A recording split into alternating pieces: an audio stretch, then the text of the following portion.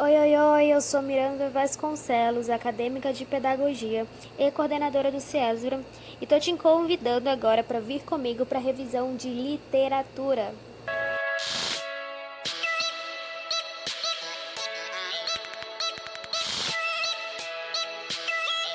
Todos prontos? Então vamos lá, questão número 1. O que é a literatura e o que ela representa? A. A literatura é a ciência novelística que trata das interpretações de atores.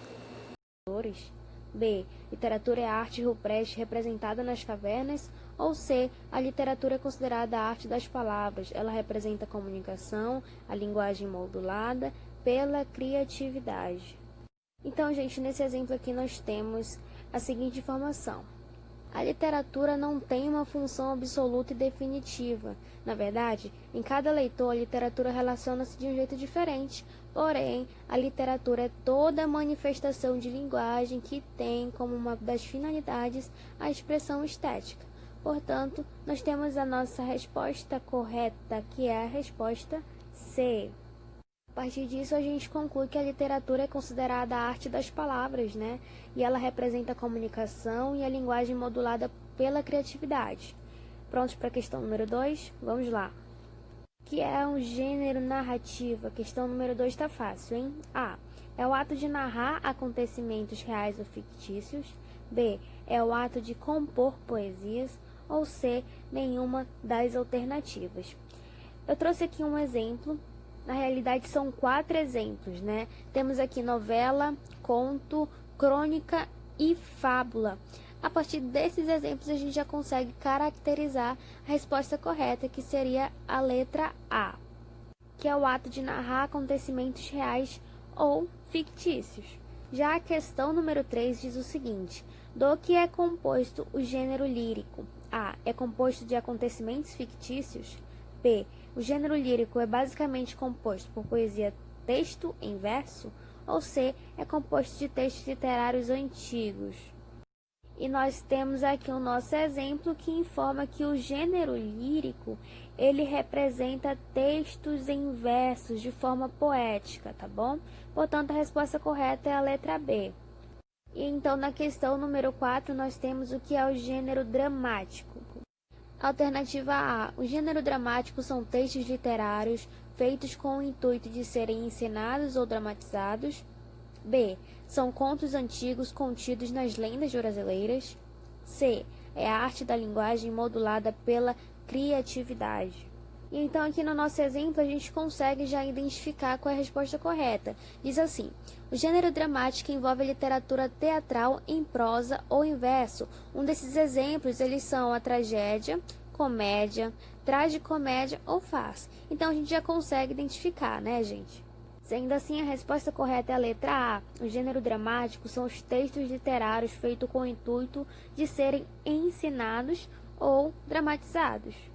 Agora vamos para a questão número 5, que diz: o que são figuras de linguagem? A. São recursos estadísticos usados para dar maior ênfase à comunicação e torná-la mais bonita. B.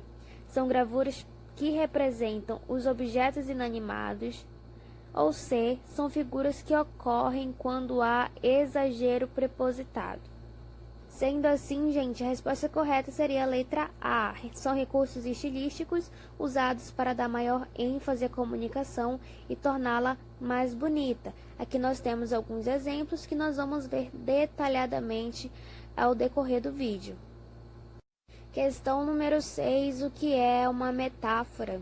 A. É uma figura que produz sentido real do que se fala. B. Metáfora é uma figura de linguagem que produz sentidos figurados por meio de comparações. Também é um recurso expressivo. Ou C. É o nome que se dá aos objetos inanimados. Então, gente, a resposta correta é a letra B, tá bom? A metáfora é uma figura de linguagem que produz sentidos figurados por meio de comparações. Agora, vamos ver um exemplo para a gente entender melhor. Nós temos aqui: aquele papagaio não para de falar. A comparação é fala como um papagaio. E aqui temos também: no jogo de ontem, o Cruzeiro não foi uma raposa. Comparação é: no jogo de ontem, o Cruzeiro não foi esperto como uma raposa. Então é um sentido figurado, tá bom? São dois sentidos numa mesma frase. Entendido, gente? Questão número 7. O que representam a prosopopeia ou personificação? A. Representam figuras de linguagem capazes de atribuir a seres irracionais ou objetos inanimados ações, qualidades e sentimentos que são próprios dos seres humanos. B. Representam os sentidos figurados por meio de comparação, ou C. Nenhuma das alternativas. Então, vamos para um exemplo aqui de personificação ou prosopopeia. É o seguinte, a personificação ela consiste em atribuir linguagem, sentimentos e ações de seres humanos a seres inanimados ou irracionais. Esse exemplo aqui, ó. O galo cantou às 4 da manhã. Cantar, ele é um ato humano. Assim como o morro dos ventos uivantes. Os ventos, claro, não uivam. E aí a gente tem o terceiro exemplo que diz: o longo braço do sol impele os ventos. Portanto, com essa ligação do ser humano ao ser figurado ou ao ser irracional, a gente consegue verificar aqui que a resposta correta ele seria a resposta A, tá bom? Que representam figuras de linguagem capazes de atribuir a seres irracionais ou objetos inanimados ações, qualidades, sentimentos que são próprios do ser humano. Na 8, a gente tem a seguinte questão: quais as principais características do gênero lírico? A.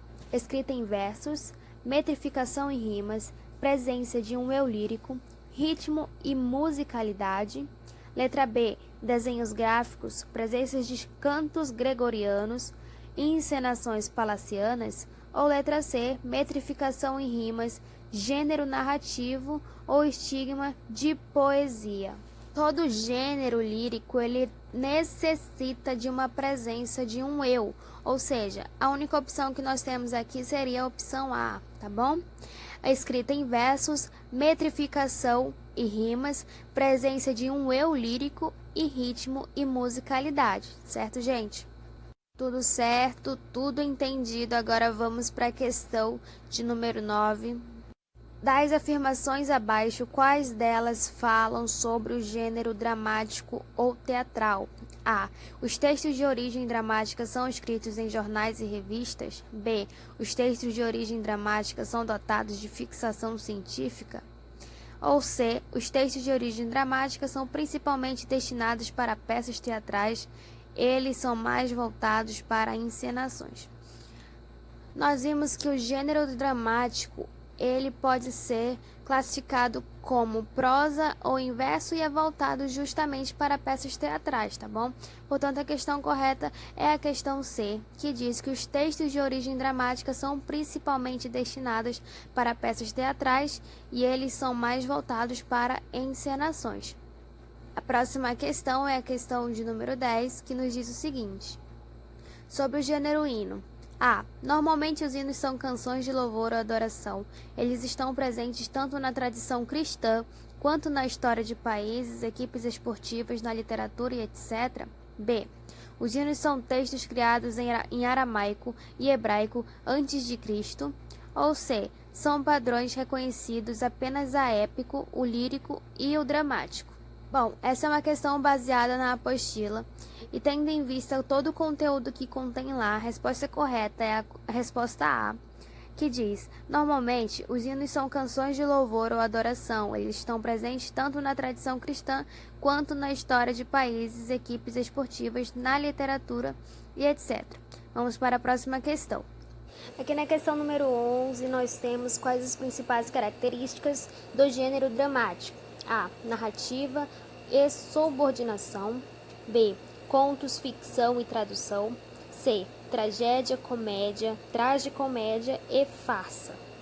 Aqui nós já podemos compreender que o gênero dramático ele envolve a literatura teatral em prosa ou em verso, certo? Então aqui são 4 definições: tragédia, comédia, tragicomédia e farsa. Portanto, a gente entende que a resposta correta é a resposta C. Tragédia, comédia, tragicomédia e farsa. Essa estava fácil, né? Agora vamos para a 12ª questão. O que é arcadismo? A. É o movimento que marcou o período da Revolução Industrial. B. é um movimento neoliberal que surgiu junto à época áurea do café, ou C, é um movimento que compreende a produção literária brasileira na segunda metade do século XVIII. Então, entendemos que, como se tratando de textos literários, contexto literário, a resposta correta é a resposta C. É um movimento que compreende a produção literária brasileira na segunda metade do século XVIII. Então vamos para a 13ª questão. Qual a característica da arte arcade, ou seja, neoclássica? A. Estilo elegante e ceticismo neoclássico. B. Busca pela simplicidade, imitação da natureza e imitação dos clássicos. Ou C. Amor galante, infante, poético e chorinho. Aqui nós temos alguns exemplos da arte neoclássica baseada na arquitetura, história e escultura. A arte neoclássica ela foi muito conhecida pelas suas ideias e técnicas engenhosas, como a escultura e a arquitetura, tá bom? Ela foi marcada pela simplicidade e pela clareza em que ela trazia em cada uma dessas coisas que ela fazia, tanto na parte escultural quanto na parte da arquitetura também. Portanto, subentendemos que a resposta correta é a letra B, que é a busca pela simplicidade, imitação da natureza e imitação dos clássicos. Próxima questão diz o seguinte: segundo o crítico Alfredo Bozzi, quais foram os momentos do arcadismo? A. Poético e ideológico. B. Arqueológico e mundano. Ou C. Poético e neoclássico. Gente, Alfredo Bozzi é uma referência nos estudos acadêmicos, tá bom? Ele é uma referência em toda a história da literatura brasileira, tá bom? Ele criou várias oposições e conotações a respeito desses assuntos abordados. Então, aqui na nossa apostila a gente verifica. Segundo o crítico Alfredo Bozzi, houve 2 momentos do arcadismo no Brasil. A. Um momento poético, que foi o retorno à tradição clássica com a utilização dos seus modelos e valorização da natureza e da mitologia. E B. Ideológico, influenciados pela filosofia presente no iluminismo, que traduz a crítica da burguesia culta aos abusos da nobreza e do clero. Portanto, a resposta correta seria a resposta A. Poético e ideológico. Próxima questão diz em qual século surgiu o período barroco na Europa. Aqui nós já temos a questão A, século 17 marcado. Nós vamos entender que a questão do período barroco ele surgiu em meados do século 17, tá bom? Na Idade Média, no período do feudalismo, do teocentrismo, tá bom? Bem no tempo da cifra do cana-de-açúcar e das invasões holandesas. Então, a resposta certa, resposta A, século 17. E aqui nós temos quais são as características da poesia barroca, né? A. Exagerada, retratava o período feudal. B. Culto dos contrastes, presença da antítese, questionadora, temerosa e religiosa. Ou C. Uma leve noção da cidade e da sociedade que retratava a escravidão. Então, o barroco ele surgiu bem após o período da escravidão. Então, a letra C ela já está descartada. A letra A, apesar do barroco ele ter surgido próximo ao período feudal, dentro do período feudal, é a resposta incorreta, porque não foi uma poesia exagerada. Então, nós temos aqui a opção B, que é o culto dos contrastes, presença da antítese, questionadora, temerosa e religiosa. Então, aqui na próxima questão, nós temos qual o período do realismo. Questão A, século XIX, século XVII ou século X. O realismo ele surgiu após o romantismo, na segunda metade do século XIX, e caracteriza-se pela abordagem objetiva da realidade pelo interesse por temas sociais. Assim, a alternativa correta, alternativa A, século XIX. A nossa próxima questão diz o seguinte: qual romance considerado pela obra inaugural do realismo? A. Os Homens São de Marte, é pra lá que eu vou. B. Madame Bovary. Ou C. Harry Potter e a Pedra Filosofal. Então vamos lá, né, gente? Os Homens São de Marte, é pra lá que eu vou, tá descartado. Esse é um filme lançado em 2014 pelo diretor Marcos Baldini, e Harry Potter e a Pedra Filosofal também tá descartado, tá bom? Então nós só temos a opção B, que é Madame Bovary, que é a resposta correta. Próxima questão: quais as características literárias do realismo? A. Personagens, clericalismo, hipófise. B. Universalismo, comissionismo, individualismo, ou C, objetividade, verossimilhança, razão, observação e análise. Resposta correta, resposta C, que nós já vimos anteriormente. E aqui também outra questão que nós já vimos, qual o período do romantismo? A, 18 e 19, B, 15 e 16, ou C, 20 e 30. Resposta correta, resposta A, século 18 e 19, tá bom? Vamos para a próxima questão, questão de número 21. Quais as três fases na poesia no período do romantismo? A indianista, a ultrarromântica, a condoreira. B, a indiana, a ultrassônica, a coronária. Ou C, a suprarromântica, a megarromântica e a romantíssima. Aqui nessa imagem nós temos as três fases, as três gerações do romantismo. A nacionalista, que é a mesma da indianista, tá bom? A ultrarromântica e a condoreira. Ou seja, a resposta correta é a questão A, viu?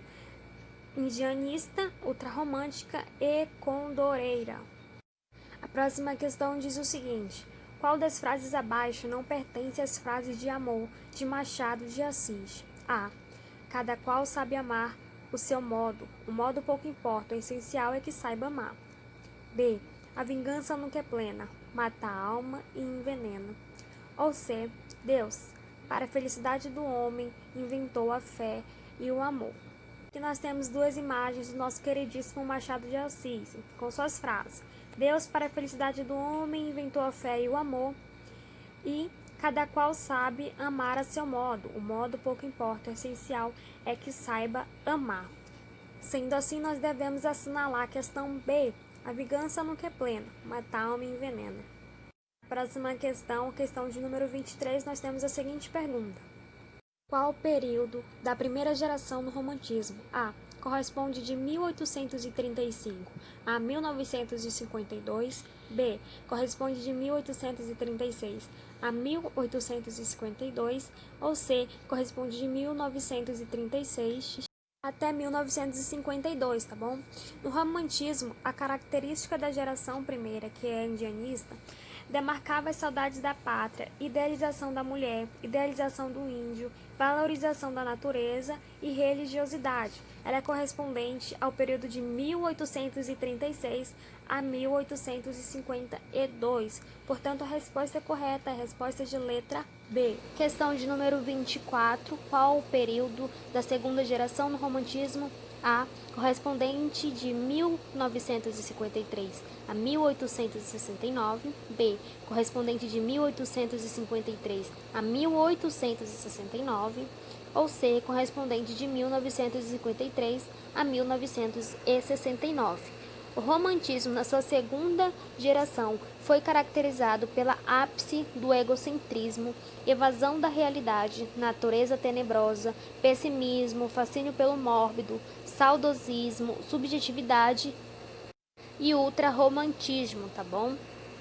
Um dos grandes nomes foi Álvares de Azevedo, e esse período ele é correspondente ao período de 1853 a 1869, um pouco mais de 10 anos. Portanto, a resposta correta é a resposta B. Qual o período da terceira geração no romantismo? A, corresponde a 1870 a 1880. B, corresponde de 1880 a 1890, ou C, corresponde de 1780 a 1880. A terceira geração do romantismo ela foi caracterizada pela crítica social, liberdade, objetividade e abolição da escravidão, tá bom? Um dos principais nomes foi Castro Alves e é correspondente ao período de 1870 a 1880, portanto, a resposta correta é a resposta de letra A. A próxima questão é referente ao simbolismo e nos pergunta a seguinte coisa: quando surge o simbolismo no Brasil? A, surge em 1873, B, surge em 1893, ou C, surge em 1883. Nessa imagem aqui nós temos algumas informações. O simbolismo ele iniciou no final do século XIX, tá bom? Na França, e se apresentou aqui no início do século XX no Brasil e pronunciou importantes movimentos literários. Portanto, a resposta correta seria a letra B, que é 1893. Última questão de número 27. Qual destas não é uma característica do simbolismo? A. Oposição ao racionalismo, materialismo e cientificismo. B. Negação dos valores do realismo e naturalismo. Ou C. Abnegação ao romantismo hipotético. Nós temos as características do simbolismo, que são culto ao sonho, sugestão, predomínio, misticismo, interioridade, presença de figuras de linguagem, aproximação com o campo inconsciente do indivíduo, espiritualidade, valorização do plano metafórico e visão política de vanguarda, tá bom? Sendo assim, a gente conclui que a resposta correta é a resposta da letra C, abnegação ao romantismo hipotético. Então, gente, finalizamos nossa revisão de literatura por aqui. Estudem, aproveitem o conteúdo, estudem bastante, viu? Muito obrigada pela sua companhia e até a próxima!